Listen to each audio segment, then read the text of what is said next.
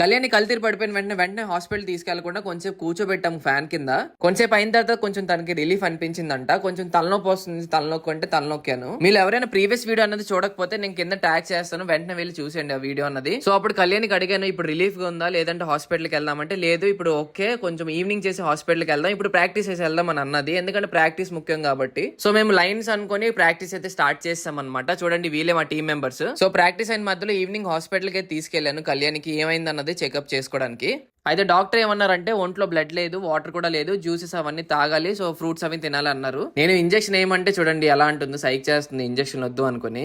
Main ఏంటంటే అసలు తను వాటర్ తాగదు. సో సమ్మర్ ఒకటి కదా, వాటర్ తాగాలి ఎలా అయినా. సో ప్రస్తుతానికి ఓకే అన్నారు, ఇంకా తగ్గకపోతే బ్లడ్ టెస్ట్ కి రమ్మన్నారు అనమాట. సో ఇప్పటికి కొన్ని టాబ్లెట్స్ రాసి ఇచ్చారు. సో టాబ్లెట్స్ అయితే తీసుకున్నాము. సో అక్కడ నుంచి హలీం తినిపించడానికి అయితే తీసుకెళ్లాను. హైదరాబాద్ వచ్చి చాలా రోజులు అయిపోయింది, నేను హలీం తినలేదంటే సరే పద వెళ్దాం అనుకుని తీసుకెళ్లాను. సో ఇది గైస్ అయింది. మరి మా వీడియోస్ మీకు నచ్చినట్లయితే లైక్ చేయండి, షేర్ చేయండి, సబ్స్క్రైబ్ చేసుకోవడం మాత్రం మర్చిపోకండి.